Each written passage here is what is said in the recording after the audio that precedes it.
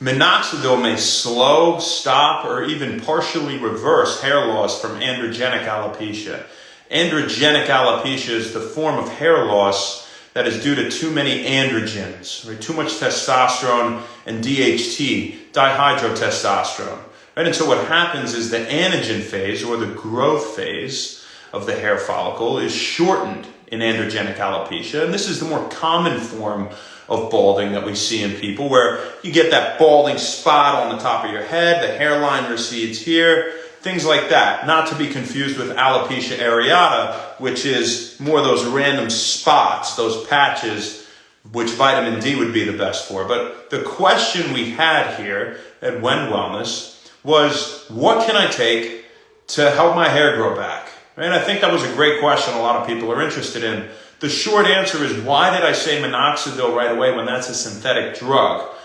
It's really the safest and most effective treatment known to date for promoting hair regrowth in androgenic alopecia, and it's really shown some success. It doesn't necessarily work for everybody based on genetic mechanisms, but it has shown a lot of efficacy, right? And so it may be worth a go if you're somebody that isn't pregnant or breastfeeding or planning to become pregnant. For both men and women, it's been shown to be pretty effective. So what is minoxidil, and what exactly does it do? We briefly spoke before that it increases the anagen phase, and that's the growth phase in the hair follicle. And so we have the anagen phase, and then we have the catagen phase, which is regression, and then we have the telogen phase, which is the resting phase. And so what happens in androgenic alopecia is the anagen phase is shortened, and so it's not growing as much, and then it's regressing, and then resting. And so you just don't have enough hair, right? It seems like you're balding over time. Eventually you don't have any hair there, right? And so this will prolong that anagen phase. It's made from barbituric acid, which is made from malonic acid and urea. They combine malonic acid and urea, they make barbituric acid. And barbituric acid is what minoxidil is synthesized from. So if you want to do some research chemically, go ahead. That's what you would be looking into. What is barbituric acid? How do they make minoxidil? Right? And that's somewhat beyond the scope of this video. We're not really getting into that. But what are some natural supplements that I can take for hair regrowth? Well, the reason I didn't mention them first again is because there isn't really anything to show true efficacy for promoting hair regrowth. You know, a lot of things, most things, we still haven't figured out in science and medicine, and in natural supplementation for things especially, it's difficult to solve major problems. Generally, it takes an extremely concentrated form of some extract or something. And when we talk about these potent herbal remedies for things and whatnot, they've really, really standardized this extract for the beneficial compounds, for example, withanolides and ashwagandha. Ginkgosides, ginsenosides, and flavoglycosides, all these things, rosavin salidrosides and rhodiola rosea root, right? So if we don't get one that's standardized, well, then maybe it won't be that effective, right? Because those are the phytochemicals or compounds in the plants themselves, or compounds in general, that are responsible for the benefit. And so with minoxidil, you want to make sure they have 2% standardized, but apparently 5% confers some additional benefit. So why not just go for the 5%, right? Now you look into the side effects, talk to your doctor before trying it. Of course, if anything, they actually don't confuse it with minoxidil that they give orally, right? This is topical treatment. The oral one is for lowering blood pressure. So they're very different focuses. So talk to your doctor about topical minoxidil if you have some hair loss, right? And again, it doesn't work for everyone, but it could be something worth trying. Now, when we talk about the integumentary system, or hair, skin, and nails, right? We always hear biotin, right? Well, really, it's not, all that great. I mean, it could help, right? And it's important to get biotin for many reasons. But when we look at hair, skin, and nails, here are some natural supplements that people with deficiencies in these vitamins and minerals and not having enough of these antioxidants we're going to talk about, they actually tend to have issues in the integumentary system with their hair, skin, and nails. Vitamin A, the B vitamins, vitamin C, lysine, cysteine, those are 2 amino acids. Iron, zinc, and selenium, the antioxidant. You can find selenium in Brazil nuts. It's the highest natural source of selenium. We know that we find iron in poultry and red meat and things, and we can also find it in vegetables, but we go for the animal sources of iron because it's heme iron, which is better absorbed, as opposed to non-heme iron, which we find in the plant sources that would give us iron, right? And as for the rest of the stuff, you do your research. We've talked about B vitamins and vitamin C. Kiwi is naturally the highest source of vitamin C, I believe. Red bell peppers are absolutely great. Bell peppers in general, but red of the most. So in citrus fruits in general and things like that. Broccoli is some. So you guys, you can do your research. Carrots have vitamin A. Let's see. 910 Lane. I don't accept requests to be in the live video because then it puts you on and it may take away from, what we're trying to talk about today. Especially if I don't know you, if I haven't met you. Maybe if we had something planned, we could do that. But any question you have, just post it. Because I don't know if you're familiar with it. What it does, it cuts the screen. And we did it once and it put someone on here and it wasn't, what we were really looking for. Right? But any questions, I'm happy to take them. That's what we got for you guys today. So, make sure in the first place, make sure you get a lot of that zinc, iron, selenium, vitamin A, B vitamins, vitamin C, and the cysteine and the lysine, like we said, good for your hair, skin, and nails. Can you talk about losing weight? Yeah, 910 Lane. What do you want to talk about? You have time. I'm going to go in there and, if you have a question, I'll just answer it now. Or just tell me what you want to share. But I'm going to say hi to the people. You have a second here. What's up, you guys? Oh, by the way, if you have alopecia areata, the other common form of alopecia, well, that's an autoimmune attack on the hair follicle. Right, now that's the one where you have the patches, right? And that's different, so if you're someone that has that. I met someone the other day who had it. They actually, this year, a few months ago, they came out with some really, really promising research with vitamin D injections into the scalp for improving hair regrowth in alopecia areata. They used 100,000 IU vitamin D, which is a lot, right? Way more than anyone ever takes to meet daily requirements. And they did it, one injection, 100,000 IU every, I think it was 4 weeks. They did it 3 different times. About half the participants had full hair regrowth in the few months. So pretty promising stuff. Losing belly fat and turning it into muscle, 910 Lane. Okay, so in terms of the edited video, we could cut it back. It's for you guys, but we're having the videos edited, so they don't want to cut. But in terms of losing body fat and turning it into muscle, well, let's maybe look more at building muscle and burning fat in general. All right, so at the very basic level, let's talk about metabolism. What would happen if you didn't eat for a certain number of hours?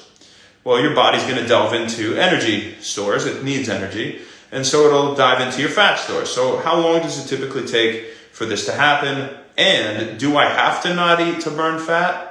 Well, the short answer is no. You can eat really frequently and burn tons of fat. You can eat every 2 hours and just have a really fast metabolism that's constantly kicking throughout the day. Your resting metabolic rate is really high. You're burning a lot of fat. And if you have calorie restriction, that's in versus out. Calories in versus calories out. Well, if you're burning more calories than you're taking in, of course, you're going to lose weight. So now let's talk about the fasting. How long do I have to fast before I'll start burning fat? Well, typically, ketosis will begin the very preliminary stages at 12 hours. We don't really get all too much benefit from just fasting 12 hours, and it seems we start to really reap some benefit at 16 hours. So my best recommendation in that sense is to not eat 4 hours before bed, 4 hours after you wake up, and sleep for 8 hours. That's a 16-hour fast. using most while you sleep. Everybody that I do transformations and nutrition consults, unless you're somebody that's trying to eat very frequently, that's where we start. And then every week you can add an hour onto the window. Now, 9-10 lane, being a male confers an advantage in intermittent fasting because for females, we really don't want to go past, at least premenopausal females, we don't really want to go past that 18-hour mark.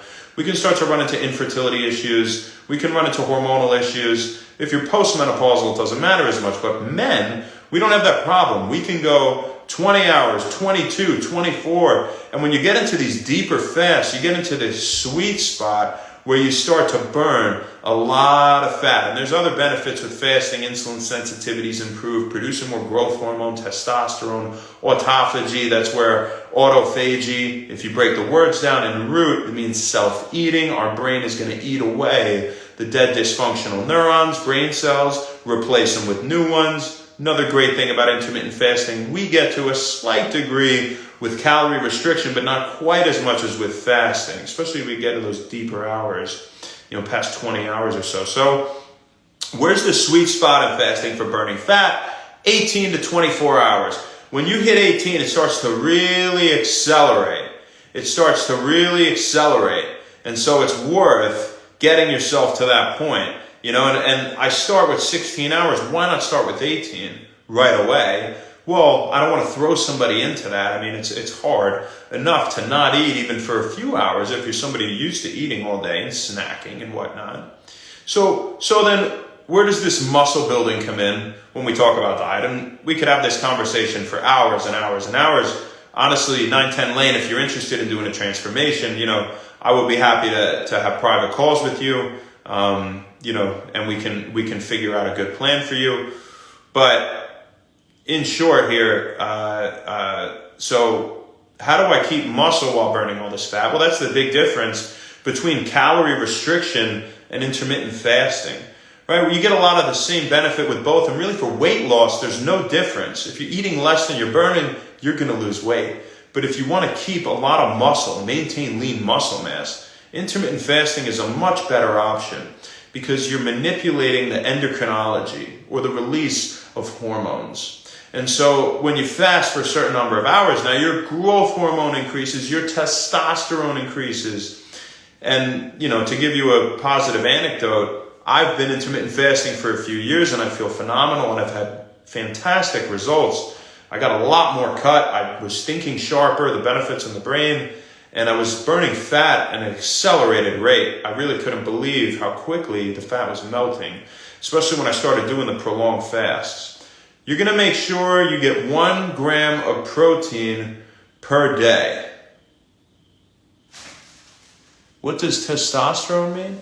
Testosterone, an androgen, a male sex hormone, but also involved in bone growth and vigor and muscle strength and all sorts of things. In females as well, males and females. You never heard of testosterone. So, I don't know if that's a joke and I'm not being insulting, but, this is why I don't just let anyone live because you never know what someone is going to say and we want to keep it directed. But, not that there's anything wrong with the question, but that's testosterone. It's created from cholesterol, majorly in the testes, right? You got epiandrosterone, DHEA, dihydrotestosterone, and the conversion process. We've done videos on the whole testosterone pathway. But 9-10 lane, I want to actually help here. So maybe try that. So you have the fasting, you got the hours. 4 before bed, 4 after, sleep for 8. Next week we add an hour onto the fasting window. Half hour before bed, half hour after you wake up, or whatever you prefer. Any way to add an hour. And if you sleep less than 8, you got to make up for that because you need that amount of hours of fasting. Right? Drink a gallon of water a day. You should have at least half your body weight in ounces every day. Simple, good thing you can do. You're going to have 1 gram of protein per pound every day. More protein. So aside from all of those micronutrients we mentioned for hair, skin, and nail health, right? The integumentary system. 2 big ones are protein and essential fatty acids, omega-3s and omega-6s. So we can't forget about that. So I guess cut this part, put it back in the video with the editing. So protein, omega-3s and omega-6s, right? And those micronutrients. We had vitamin A, the B vitamins, vitamin C, iron, zinc, selenium, cysteine, lysine. Okay? So, gallon of water, gram of protein per pound. More protein because it will give you a higher resting metabolic rate. You're going to build more muscle with more protein. The muscle's not going to come from nowhere, right? And so, we need to feed them. And that's why it's important when you're fasting and you're trying to maintain muscle mass. When you're eating in that window of however long it is, you make sure you get ample amounts of protein. Opt for animal protein over plant-based. Albeit a diet rich in plant-based and focused on plant-based protein lowers your risk for stroke and heart attack and things like that. Well, if you're trying to, bodybuild and really sculpt yourself and grow some muscle, the amino acid profiles, those are the building blocks of proteins, are amino acids. In protein that comes from animal meat, well, they are more complete, right? And so they have all of the essential amino acids typically. We call those complete proteins, again, from animal sources. And then when we talk about the sources from plants, whether it be beans or legumes or whatever, we have seitan is actually, the pure gluten. They get rid of the starch. That seitan has 21 grams an ounce, really high. Highest for plant-based known. But it's still incomplete protein. It doesn't have a complete amino acid profile. Okay? So, opt for animal protein. But you want a ton of plants too, because they have soluble fiber, they're full of vitamins. They're very, very important. And they improve athletic performance as well. Look at nitrates from beetroot, leafy greens, things like that. So, kale and spinach and Swiss chard, right? So we want a lot of berries. We want dark leafy greens, a lot of those. A lot of fruits and vegetables in general. Your carbs come in the form of sweet potatoes and brown rice and oats and, beans and all these sorts of things, right? And fruits and veggies, aforementioned. But you can have simple carbs too if you have them right after your workout. That's when you can have it. So.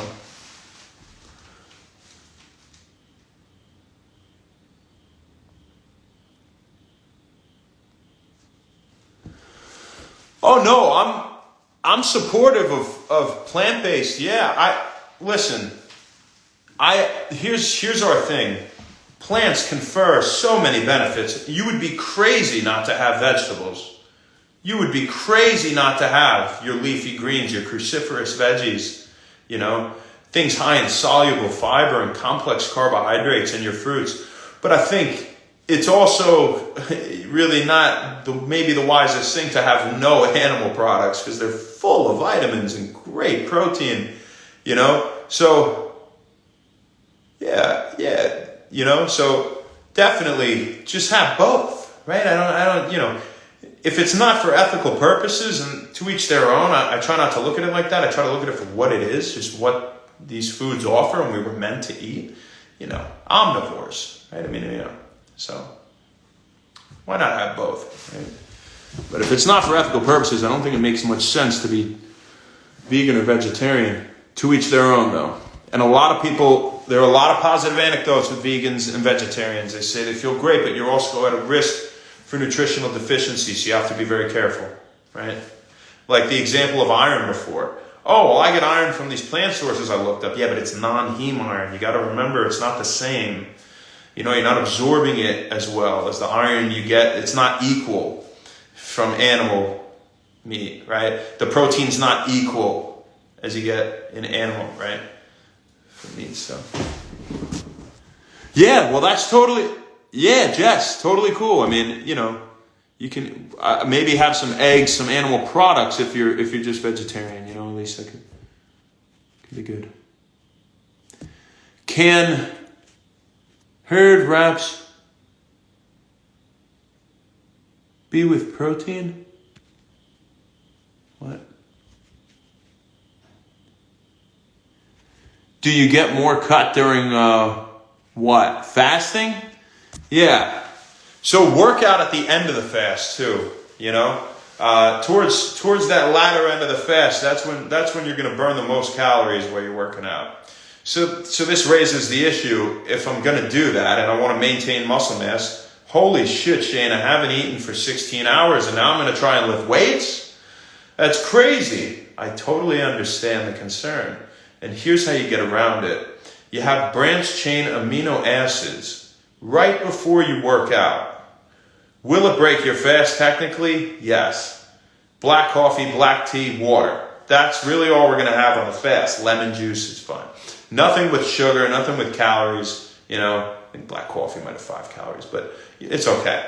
Nothing with especially added sugar or anything like that. Just offer black tea, black water, coffee. Right before the workout, yeah, you're breaking the fast. 6 kilocalories per gram is, what BCAAs offer. And so, you're breaking it. But if you're trying to really build some muscle, have, say, 20 grams, 10 grams of leucine, because that's our heavy hitter. It's the most important amino acid for muscle protein synthesis, or building proteins in muscle, or building muscle. Right? So leucine, L-leucine, L-E-U-C-I-N-E, that's number 1. Number 2 and 3 are isoleucine and valine.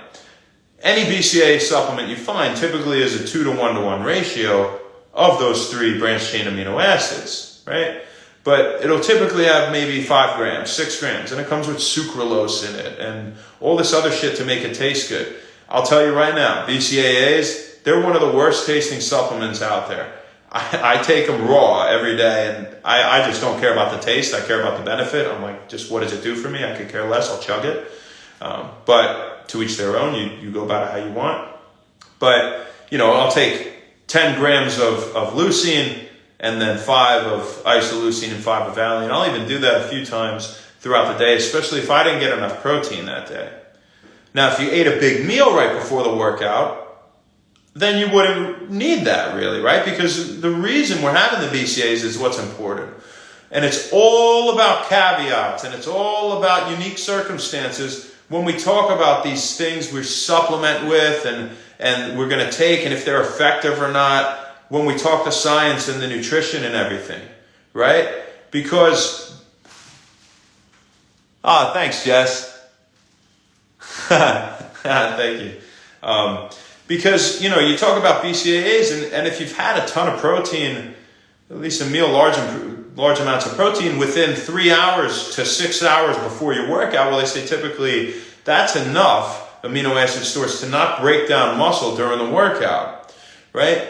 But I say eat within 3 hours if, we're disregarding working out in a fasted state. If you must eat at that point, then you must, if that's how you feel. Right? But you will get over that feeling, I will tell you that right now. So keep that in mind as well. But if you've eaten before it, well, now there's protein in the system. So what's BCAAs? Well, they're amino acids, the building blocks of protein. So do you think we need more protein? You find leucine, isoleucine, and valine in foods. A ton of them in salmon and chicken and pork and steak, right? So, if you're eating protein, then we don't need it before the workout. But you're fasting. Again, a unique circumstance. This comes with a caveat. So, then BCAAs are great. Then they're great right before the workout. Right? So that's the thing. People are quick to label some of this stuff as it works or it doesn't. And it totally depends on everything else. So I don't like making black and white statements and claims like that. So a few tips for you. Hey, here's another one, Mr. Lane. You can feed your gut microbiome. That's definitely a good idea. Our gut bacteria, they produce vitamins. They produce B vitamins that we would otherwise have to get from nature. And we should still get our B vitamins from food. Don't think just because you have probiotics, you don't need B vitamins. But they do produce B1, 2, 5, 7, 9. They produce these vitamins. They're involved in regulating levels of neurotransmitters and hormones in the brain, like serotonin. And not them themselves, but they indirectly do so because they produce short-chain fatty acids.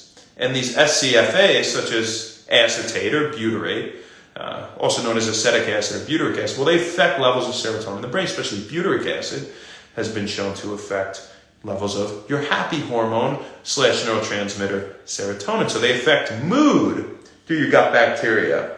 They affect your immunity.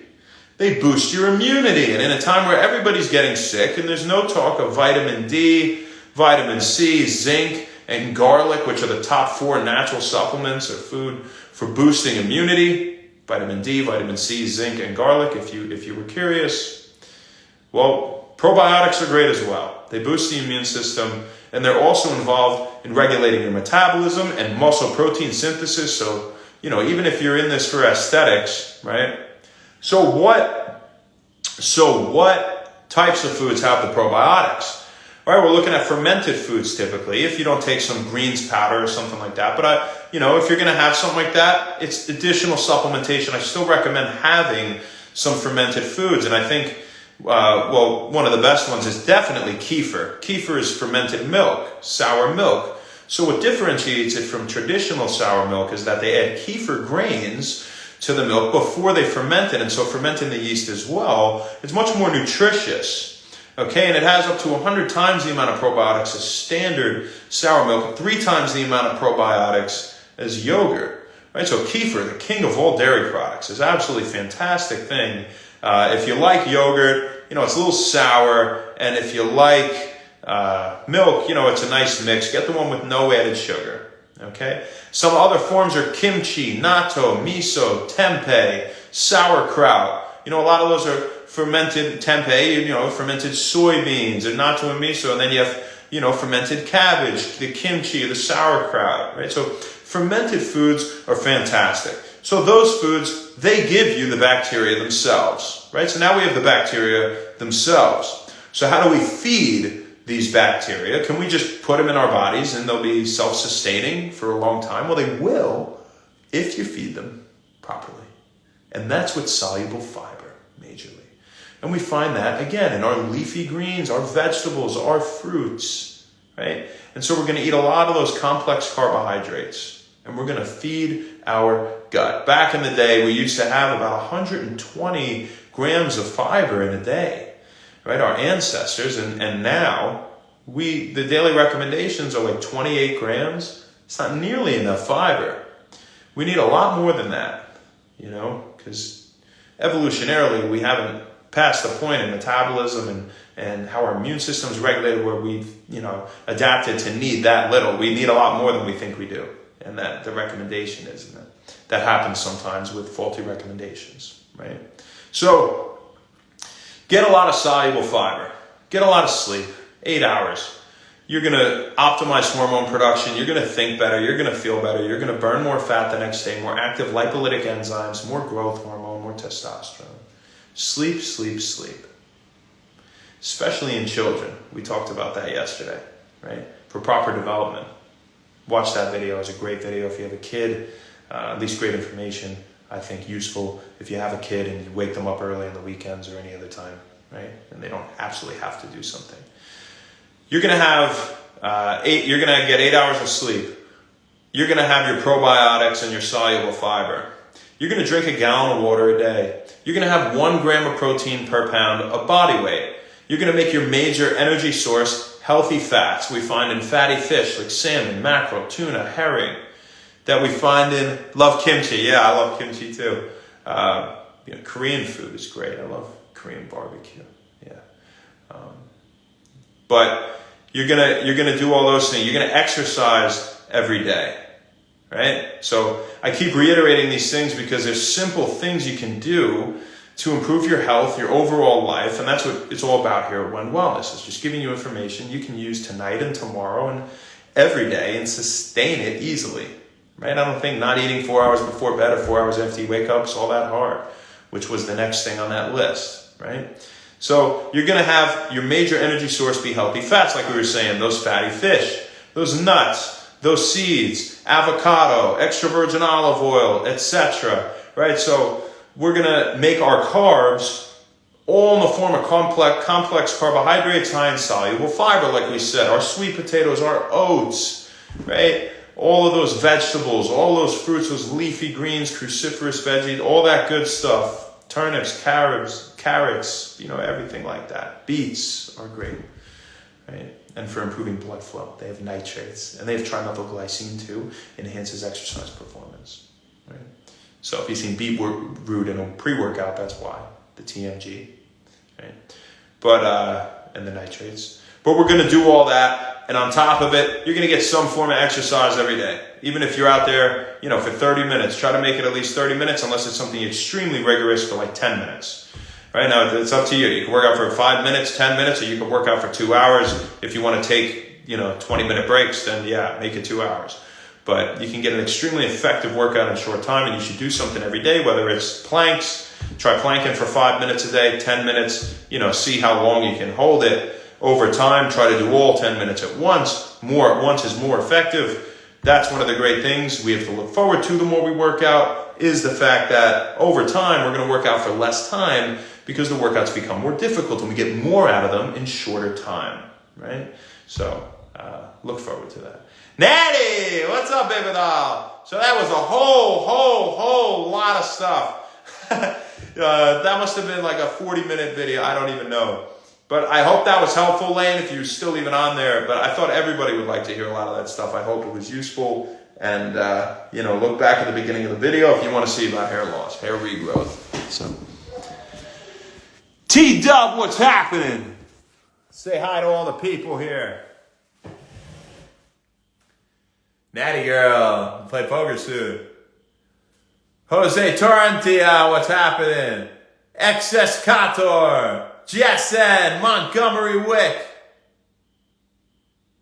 Tony, what's the youngest age I've worked on? 15? Jack Maddock, Modelos Honduras, Hikaru Wave. But Tony, I could do it with anyone, really. Yeah, I could do it with a 12-year-old. We're just not going to use weight. Stunt growth. Hikaru Wave. Jess, you're great. Iori, Mano Salva, Oakland Ranch, Reno. Igreer SC, Glenn Felton. Ning, what's going on? Comic Pro, 283, Chesty. What's happening? Andrade, Josemarv. Taylor P. What's going on? D. Cordova. Hope you guys are having a fantastic night. Mark and Russell. G. Fubner, 910 Lane. If you want wraps with protein, whole wheat wrap, white wrap. Have it after your workout. That's when you have the simple carbs. If we didn't say that in this video, that's when you have all the candies, cookies, pretzels, cakes, anything like that. That's your guilty pleasure that you'll enjoy. That's not from nature. You're only going to eat things you find in nature. That was like one of the biggest things of our 5 or 6 or 7 things you're going to do. Eat only things you find in nature. If you don't know the ingredients, then if you don't know the name of an ingredient, you don't understand what it is, and don't buy it. You should know what it is. Simple rules that are sustainable. GF Hubner, Steve Blake Ford. What up, Steve? Dominique, what's happening, girl? Jesus, 22 Pavel. Docs, 4371. Ran to the mother. Kindy. Hey, what's up? Young Angel, what's happening? Todd Rogg, my shoulder's getting tired. Other arm. Naljarian. John Wall. Lawal Keenan, what's happening?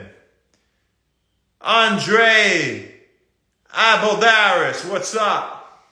I just had a great workout, guys. Legs, I'm murdered right now. David CT. Jess Rukla, what's up, Jessica? OG John Lithium, what's happening? Ivan Kostanov. Boy against Thesia. Boy against Thesia. Oh, whoa. Just did something crazy. David M. Pa, what's happening? Lincoln Fan. Masonite Dioxide. Masonian Dioxide, what's up? DNRMLLM. DN Rimmelen, what's happening? Fab, what's going on? Naxonia, Nancy Pop. What's up, Nancy? That is Sonia. Okay. So depressing. Meg, what's up, Meg? Jay Navarro. Black on 09, Jonathan Overbay, Daniel Herrera, Dondre Scott. You guys have a fantastic rest of your night. See if we missed anyone on the way out. Ethan Broitman, JD Patton, Nega C. Brasil. Good, I'm glad you got something out of it, Jess. Cavance, Lewis, and Sammy A. Garcia. We'll see you tomorrow. Not sure where, not sure when. See you then. Okay, bye.